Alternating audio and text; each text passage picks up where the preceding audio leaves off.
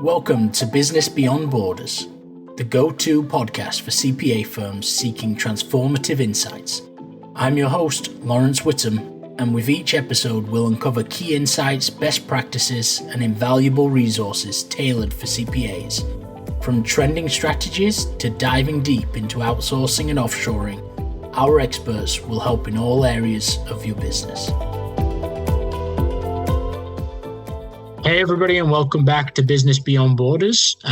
So we've got a great episode here today with Tavi Meketon, and you can correct me if I pronounced that wrong at the end. That's correct. So she's going to share a little bit about the Profit Team, who are one of the newer advisory groups that are part of Whitman Transition Advisors, partners of mine as well. And they've really gone with Tavi's experience, and also they've sort of put together an all-star team when it comes to operation leaders inside of firms. And I wanted to bring her on to share a little bit about some of the activities that are going on with that team, what they're seeing in firms, because they've all had experience with different size firms. So I knew that bringing you on and bringing people like Dave Kells on, who I've had on before, it's very impactful for the firms and very helpful. So Tavi, if you want to give a quick background about yourself as well and what the Profit Team is doing, that would be great.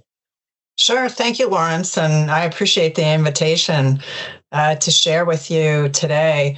I have been in public accounting for approximately 15 years as a chief operating officer, but essentially I am a business builder and solutions provider for organizations that are looking to grow or transition to the next level.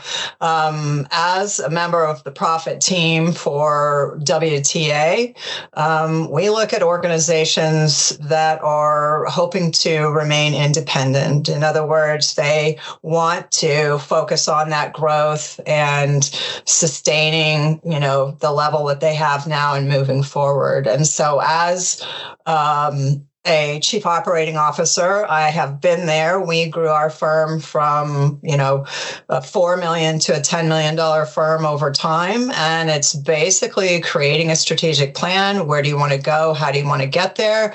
And what are some of the resources that you need? And so the Profit Team really steps in at those various times during the strategic growth process and supports, regardless of whether it is, in offshore or recruiting, talent search, could be processes, including workflow, efficiencies, HR policies. And then we also look at the people aspect, again, including recruiting. And we have a new learning and development arm of the Profit Team now. So it's really looking at firms the way that we looked at firms in the past that we were members of, and helping them meet those growth goals and independent goals as they continue to really maneuver in the ever-changing market of public accounting.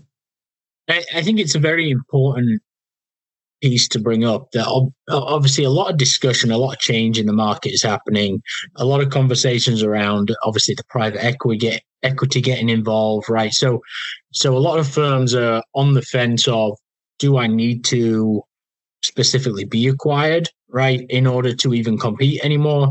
And at the end of the day, I think there's going to be a lot of drastic change, right? There's here, right? We've seen it already. There are going to be a lot of firms that want to remain independent, right? But I think in order to remain independent, there needs to be drastic changes that we make inside the firm, right? And we need to, again, I see it personally as running a bit more like a business than necessarily running like a traditional accounting firm has always run, as a partnership, right? Now, it can still be structured as a partnership. However, just the functioning pieces and elements of the business should change a little bit, right? So what does that look like? Like, can you share a little bit more about? So I know now your background, I know you've got Dave Kells on the team. You've got a couple of new team members as well that have, again, very good backgrounds. Can you just sort of highlight those as well so that everybody knows? The other team members? Yeah. Sure, absolutely. So Dave Kells, also chief operating officer, but his firm was, I think, 2 or 3 times the size of mine. And while there are many similarities in public accounting firms of all sizes, there are differences. So some of the larger firms have a few more resources.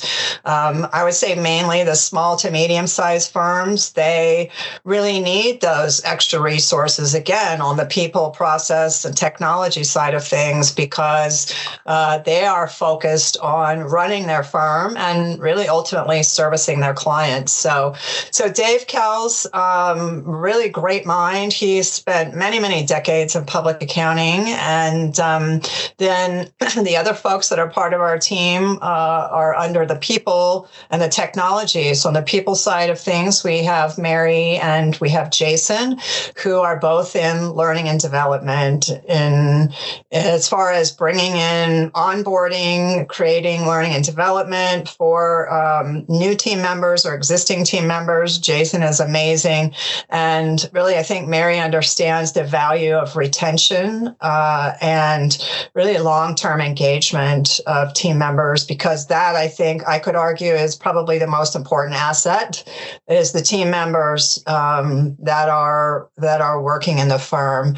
And then on the technology side, as I said, is Kenny Lee. And Kenny Lee is also from a larger firm and handled everything under the technology, which could be networking, cyber security, anything having to do with software. And really, a lot of that's kind of over my head. I know these guys are amazing. And so anything that a firm is looking for in terms of their own internal IT, we got that covered. Anything a firm is looking for in terms of growth, development, engagement, and retention of their team members, we've got that covered. And then all of the other aspects that really bring together a comprehensive list of resources that these firms who want to remain independent are looking for. So now when it comes to, let's say, like a small to mid-size firm, because that's sort of, you're at that sort of growth stage where it's sometimes difficult to make that investment in necessarily full-time in team members, right, to fit into those roles. And this is where working with a team, I'm sure, will come into the picture a lot more often, right? When it's a larger firm, maybe it's helping and guiding some of those senior leaders in the firm in order to change what they're doing from a different perspective, right, to make more impact. But for the small to mid-size, like, what shifts do you see them having to make from, let's start with the process side of things, and like internally, what should they be thinking about changing now?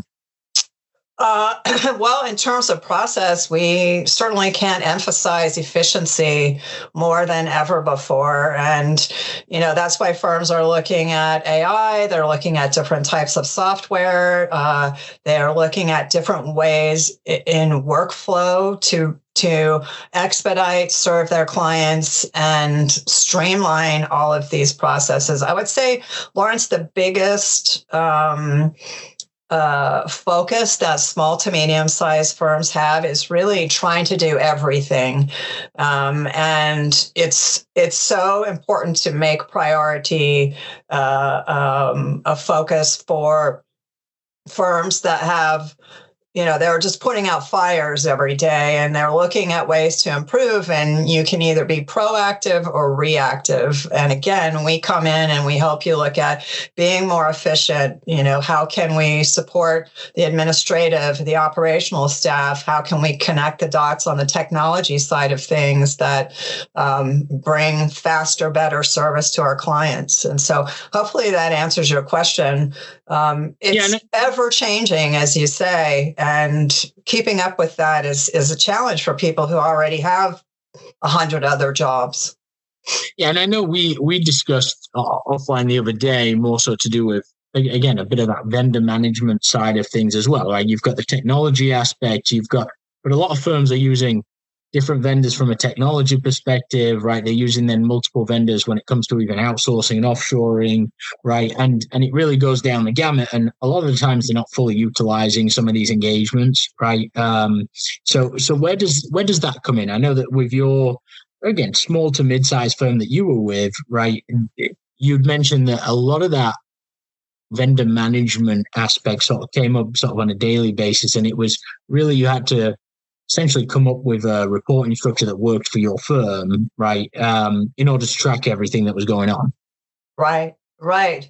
I think in terms of reporting, that's one aspect of it, right? You want to make sure that your capabilities, your function, and your assets, which again are your people, are all working in the same direction. So, as a chief operating officer for small to mid-size, I think one of the advantages that I would have reached out to the profit team or Whittam Transition is because we have all of those under one roof. Anytime you have to have 10 different vendors or 10 different resources to try and accomplish the same thing, again, we have to look at efficiencies. And if we have the ability to move everything into the same ERP system or the same suite system with software, or again, the same vendor management system, if I can work with the profit team and get all of my onboarding, all of my offshore,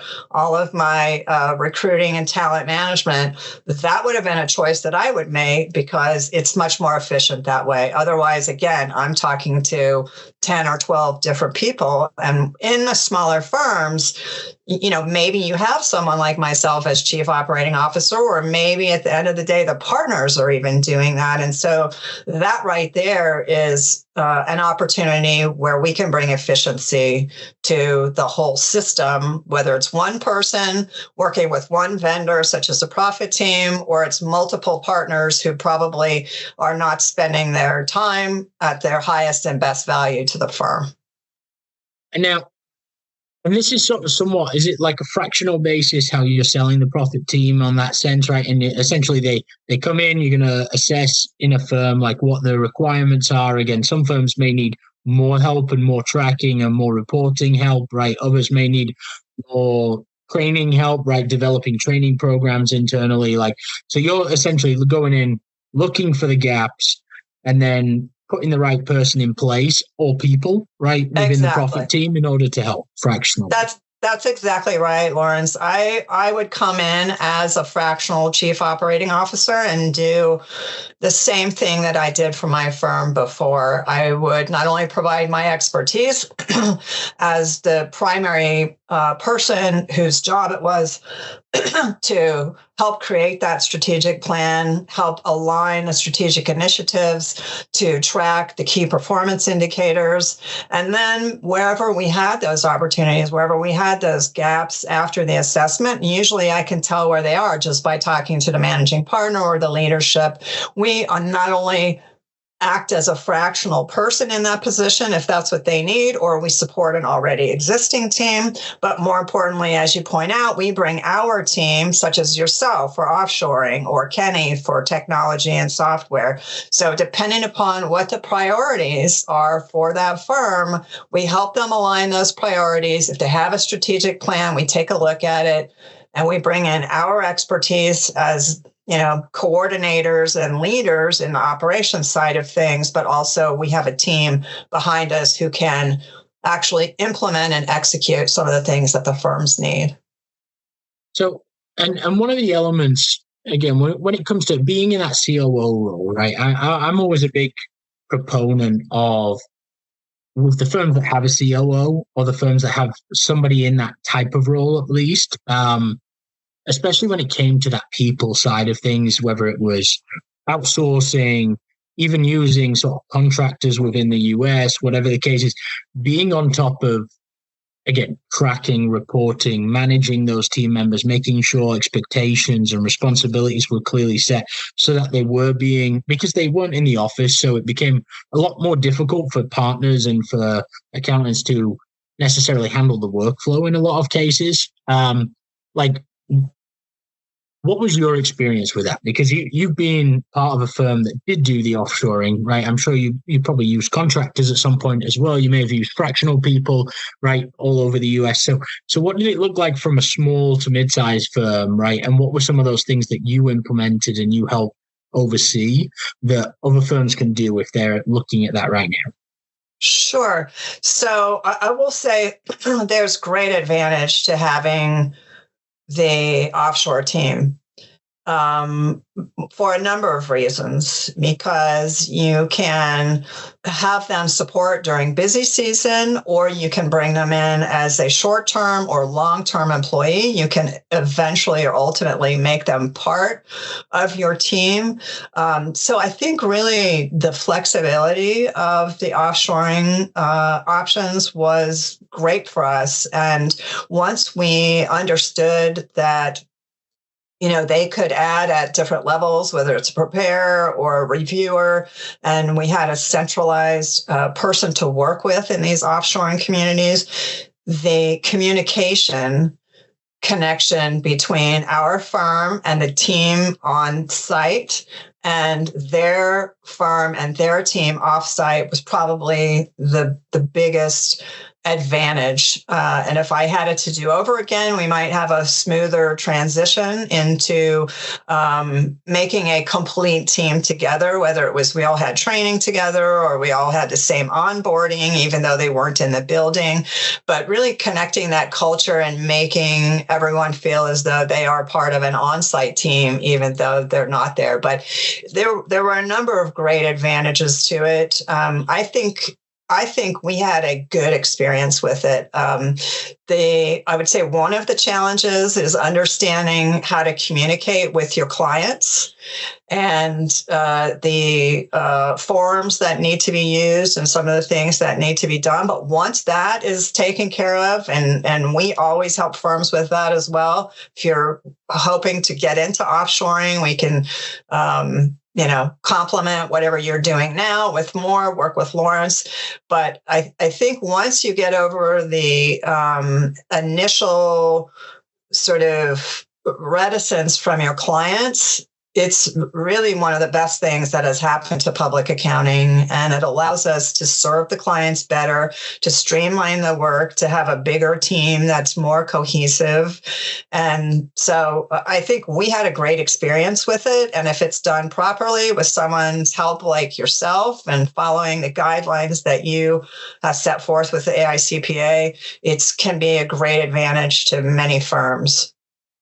Yeah, and I remember a few years ago now when I think we met for the first time. It was probably 3-4 years ago, and it was and again, you were earlier in the stage of outsourcing, and I think you were just getting to the point of somewhat transitioning to we've done it for a little bit now. We sort of learned from our mistakes that we've done, and you had started that phase of bringing the teams together, right, culturally, and really.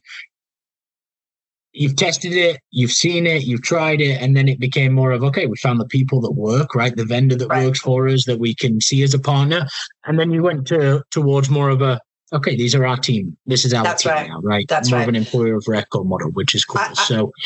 I think if we would have started it now, Laurence, to be honest with you, the options out there, I think we would have done maybe more due diligence and talked to more firms and gone through someone like yourself, because there are so many opportunities to find the right fit for each of these firms. And not everyone is the right fit. And the more you talk to firms, the more you work with someone like yourself, the easier it is to find that. But there are so many great resources out there now in the offshoring that I think if we had to do it over again, we would have maybe talked to some more firms and really understood in advance what we were hoping to accomplish. And that's when somebody like you comes in with your expertise and helps firma understand that. And now, out of interest, so one of the cool pieces that I definitely love sort of this addition to it, right? And it's somewhat to do with the people aspect, right? And that you're going in, you've seen a gap in that some of the larger firms have really put a lot of time and effort into building out career paths, building out sort of learning and development within the firm, not just purchasing, let's say, the surgeon, the Becker type of educational technical content, but also looking at it from how do we train the next leaders, right, in the firm, right? How do we standardize this so that everybody's getting that exposure, right? So how, out of interest, do you have one way that you're doing it, right, for a lot of smaller firms and saying like, okay, these are the different areas across trainings that you should be focused on, right? And then we can somewhat customize it for you based on whoever you're using, right? And sort of build out a program that fits for you, or is it very custom? Like what is the preferred model when it comes to that, people? Because I'm big on I always see it where they've maybe got some training internally, but it's not very structured in a lot of firms, even larger firms in a lot of cases. And when they come to the outsourcing team, they may have a team of 10, 15 people already. None of them have got access to the same type of training materials. None of them, the training hasn't been adapted, if they've got any training, to fit to their culture, to fit to the way that their leadership development will work or anything like that. So that's where I'm interested to hear more about that element, if you don't mind sharing. Sure. Well, specifically with integrating offshore training, I think our offshore team members got the same training that our onshore on-site members got. That part of it was very consistent. And I believe that was due to the fact that it was division or department specific. And so if you're a new person on our team, you will go through these kinds of trainings. Now, that being said, those are technical training, right? What our processes are to prepare a tax return, review a tax return. However, if they are to become a long-term or a future member of the team, creating some of those leadership skills or level skills that one goes through in order to advance in the company. It is not streamlined usually at a small firm. And to your point, everybody was kind of doing whatever their manager said they should do. And so it might have been different for that person, and it might have been different for that person. And one of the things that smaller to medium-sized firms are trying to do is get those non-billable, I should say, administrative tasks off of the managers and the partners. And so that's ultimately what our goal is with the firms that we work with, is to come in and say, what can we take off of your highly valuable players, whether they're reviewers or managers or partners? What can we do so that this is not something that you're having to focus on? Because our managers were literally sitting down and creating personalized CPE programs for each of their, and that's great, because not everybody learns at the same pace. We all have different skills and things like that, but there was no criteria or level training for each advancing of the career. We had career mapping, but if we had somebody like a Jason or a Mary in there saying everybody should be at this level, these are the skills that are required, that would have been something that our managers and partners didn't have to do. So that's the advantage. But in terms of the technical aspects to bringing in, whether it's an onshore person or an offshore person, they each got that same training. Now, following up after that and saying, do you have questions? What areas do you need help with? Again, you have people who are already spending a lot of time in areas that maybe not the highest and best value, trying to follow up on that. So I think everyone has really great intention, and they understand that it's important to engage and retain by teaching and learning and providing these resources. But ultimately, sometimes we drop the ball just because there's not enough time for these leaders to create those plans and watch them as time progresses. So, and shifting gears a little bit, but as a COO, and also looking at it from maybe for even a smaller firm, it may be the managing partner, it may be more of a director of operations or somebody in that type of role. When it comes to tracking and measuring, right? What were some of those factors that were you tracking the same things for your internal team as your outsourced team? What were some of those metrics that you were tracking? Does it change from being a small firm to a mid-sized firm that really, okay, if we want to maintain independent, right, but we also want to become more valuable over the next 5-10 years, right, so that we can think about succession or anything like that? Like, is there any shift? Is there any sort of thing saying like, okay, we've done it this way, but really you should be looking at it this way now to make it more like a business, make it more valuable, right? From that, right. What are some of those things? Yeah, absolutely. I was a fan of measurement, right? We don't know what our return on investment is. We don't know what's working and what's not working if we don't measure, but we have to have criteria to be able to measure. And we also have to have reporting or some sort of management initiatives that are looking at this data and determining whether or not this is working. How can we improve it? So I would say that is really there could be a variety of answers, Laurence. The smaller firms, maybe they have key performance indicators, maybe they don't. Maybe they have a strategic plan, maybe they don't. And some of them, again, the partners and the leaders and the managers are working so hard to service their clients that they just don't have the time to spend on these. And I would argue that it's very important. Even if you have 4 or 5 priorities for a small firm, at least you have a place to start and something to focus on. But as you grow as a firm, you are implementing a lot of this data tracking, a lot of this measurement, return on investment. How is our offshore team doing? We're servicing the clients. We all know the measurements of public accounting, right? Billable hours, effective rates, realization, productivity. I would argue that everyone on the team should be measured by those same indicators, because again, you can look for opportunities, you can recognize people who are doing a wonderful job, you can look for training opportunities if there's a particular area. And also you can see if in our case, when we brought in offshore people, you can see them really becoming more efficient over time, which is what you always hope for, right? You get a brand new intern or a brand new associate right out of school. They will, as they continue to grow and learn, become more proficient. And so you're really not going to know if that's happening unless you're tracking these things. So I would recommend that to any size firms. But again, it depends on how much time they have, whether they have a director of operation and what their priorities are. So it could be a wide variety of answers to your question. But our goal is to help you figure out what those priorities are, how do we track them, and how do we know that we're meeting our goals. Awesome. No, and thank you very much, Tavi, for coming on. I mean, one of the big takeaways I think as well is that, I mean, the fractional CFO is one of those things that we see everywhere, right? And I think a lot of firms understand the fractional CFO business, like how it works. Again, a lot of groups will advise them to add that to their practice, right, and add that type of service.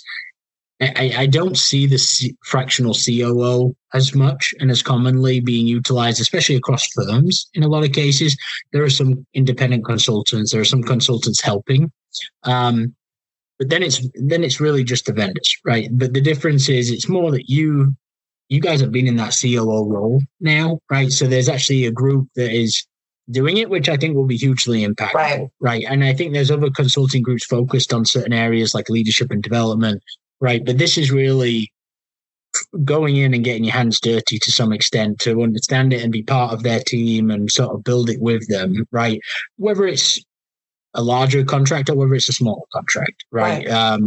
So it's very cool. So final takeaways from your side, if there's anything else that you want to add or maybe share, just where they can find more information about the Profit Team as well will be helpful. Right. Thank you, Laurence. Again, I appreciate you inviting me on. I would just say, to your point, a chief operating officer, really, we are dot connectors. We understand the comprehensive set of opportunities and challenges that public accounting firms have. And not only with our background in this universe, we have an amazing set of resources behind us. People like yourself and Marie on our recruiting team and the other people on the profit team. So not only can we bring in that perspective as a chief operating officer, but we also have the team to be able to do that. And I think having somebody who's watching your back, who understands what's happening in public accounting, who can help you look into the future and say, okay, this is where we are now. Let's look at the challenges. Let's look at the opportunities. But more importantly, let's focus on where we want to be a year from now or 2 years from now. And whatever that path looks like, somebody on our team can help with that. So I guess that's my takeaway from this. We can roll up our sleeves, as you say, and get into the nitty gritty and the details of any of these specific areas. But at the end of the day, we have a comprehensive view of what's happening in public accounting and are able to bring that to these firms that, could have a myriad of goals and priorities. So again, I want to thank you, Laurence. It's been nice. Very cool. And I believe the Profit Team's information, either you can reach out to us or we'll post Tavi's LinkedIn and Facebook and LinkedIn and website details. I think it's through the Whitman Transition Advisor site they can reach you, right? Yes, and thank you, Laurence. We are actually creating a landing page specifically for the Profit Team, but because the addition of our team members has been so great lately, we are just finishing that up. But I would recommend, if anybody has any questions, I would be open any time of day just to have a conversation with someone. So I would hope that they would reach out to you or me, and I can certainly send them to the website once that landing page is complete. Cool. So we'll definitely update that information when the podcast session is live, right? And when the landing page is done. So really appreciate it, Tavi. And thank you everyone for joining today. I hope it's been helpful. And again, it's just one of those areas, right? I think we all have to look at, right? We have to look at ourselves. If you want to stay independent, you have to be competitive, right? We've got to look at ourselves more as a business now. Right. Outsourcing is one element, but really I like to think of it as we've got a lot of things to fix internally and continue to develop in order to make it effective. Right. Outsourcing is just one of the small elements that we should be focusing on. So really appreciate Tavi and look forward to seeing everyone again on Business Beyond Borders. Thank you. Excellent. Thanks, Laurence. Appreciate it. Thank you for tuning in to Business Beyond Borders. I'm Laurence Whittam, and it's been a pleasure bringing you impactful insights tailored for the modern CPA firm. Remember, the world of accounting is vast and ever-evolving, and we're here to navigate it together. For more resources and episodes, don't forget to subscribe and reach out to our experts. Until next time, keep pushing the boundaries of your business and explore the limitless possibilities beyond borders.